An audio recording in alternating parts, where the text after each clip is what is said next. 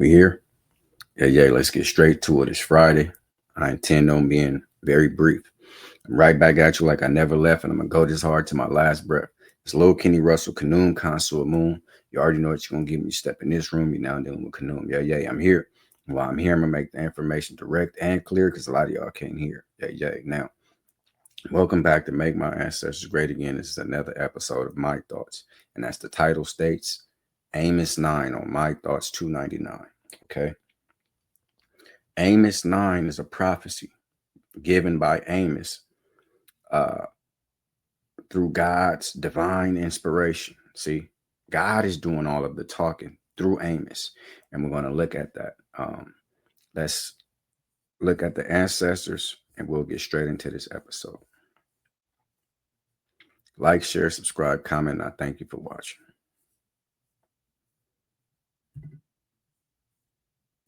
One thing you have to get through your mind and keep it. Nothing that ever came from the European mind was meant to do anything but facilitate European domination of the world. And I said there's no exception. All right. So I brought Amos. Like I say, these are prophecies. This is a prophecy from God given to Amos. Amos is doing the speaking, but God is it's God's illustration, or it's God's voice, and he's using Amos to do so. Okay. One thing I want to tell you about God that I've been telling you. God is the man that speaks for God. What does that mean?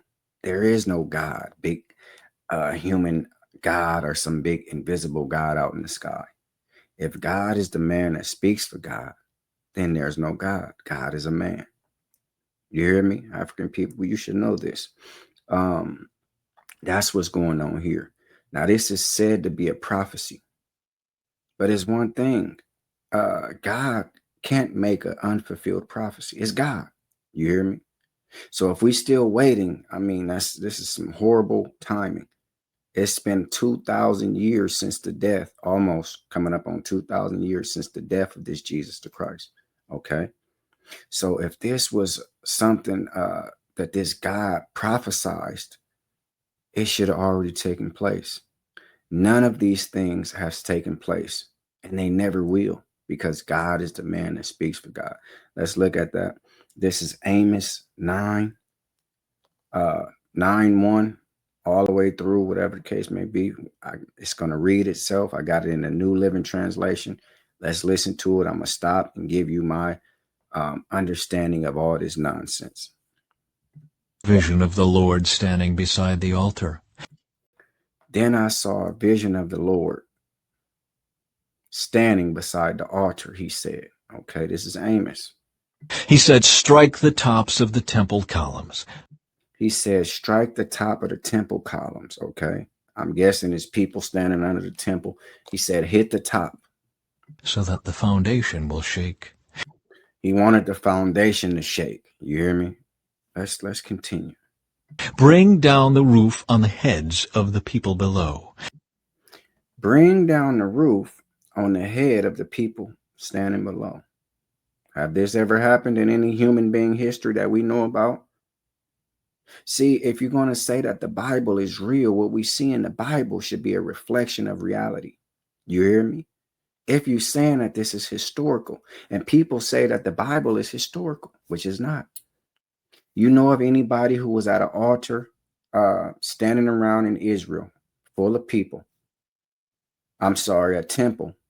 In the temple, the roof fell in and crushed everybody in the temple. You know of any of these stories? Go all through history. I'll wait. Let's continue, African people. The Bible is a book that one has to believe in. It's based on oral tradition, allegory, mythology, and fiction. And the last underlying fact is, this is the last ingredient, flat out goddamn lies. Excuse my language, but I want to be brief and I want to get straight to it. Let's continue. I will kill with the sword those who survive. No one will escape. Then the people who did survive this catastrophic earthquake, I'm guessing, because you won't see God performing any of this. Show me in history where people was in a temple. The temple crushed everyone in it except a couple who came out. And out of nowhere, an invisible sword killed the remaining patrons who survived and crawled out. Oh man, everybody else died in there. And a sword killed them. Invisible. Ah, man. It sounds humorous, right? Let's continue. Even if they dig down to the place of the dead, I will reach down and pull them up. Even if they reach down to the dead, if they dig themselves a hole 6 feet deep, digging graves and carrying on, he will come down there and dig them up and kill them. Okay, let's continue.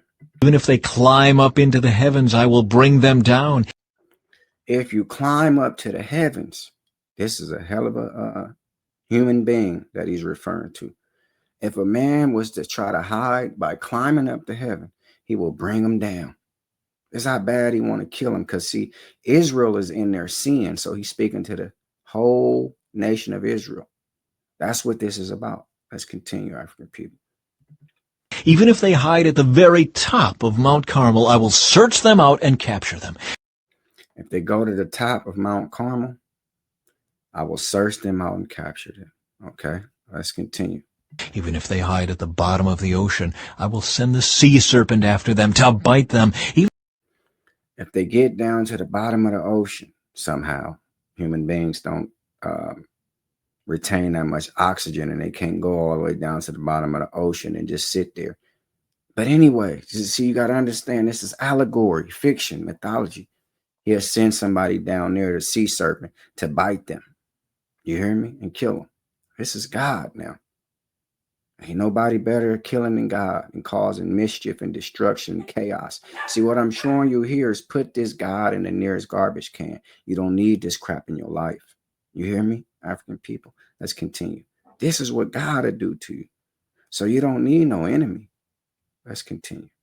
Even if their enemies drive them into exile, I will command the sword to kill them there. If their enemies drive them out of Israel into exile, they run. He will send somebody there to kill them with the sword. He'll find them there and kill them. You hear me? Let's continue. I am determined to bring disaster upon them and not to help them. I am determined to bring disaster upon them and not help them. You have to get to. Oh, sorry. Let me take that off of there. This God don't play no games. You hear me? Now, if he's talking like this about the so-called supposed chosen people, what you think he'll do to you? And I'm going to go on into another piece of that. I just brought you that. I wanted you to see how mad he was. Okay, I'm going to go on down right here to tell you what he's going to do. 9:8 says this. I, the sovereign Lord, watching this sinful nation of Israel, will destroy it. It's never happened. Israel has never been destroyed, okay? From the face of the earth. That means they should take it off the map, because God, see, if this was historical, this event would have already taken place. Or is it taking them 2,000 some odd years? You hear me? And this was wrote before that. This is Amos. Anyway. But I will never completely destroy the family of Israel, says the Lord. So see, the place called Israel should be destroyed if this was historical, which is not. I've showed you time and time again, the Bible is a book that one has to believe in. Without your belief, nothing in the Bible is real. So you can take these scriptures and you can wrestle with them and do with them as you please. God makes a whole lot of empty prophecies, a bunch of empty promises. He says things that's never going to take place, and it can't never take place because God is the man that speaks for God, meaning there's no God. You hear me? That's my thoughts on all this. It's Lil Kenny Russell, Canoom, Consul, Moon. You already know what you're going to give me. Step in this room, you're now dealing with Canoom. This is what I do, and I love to do it. And before I take back what I said, I add some more to it.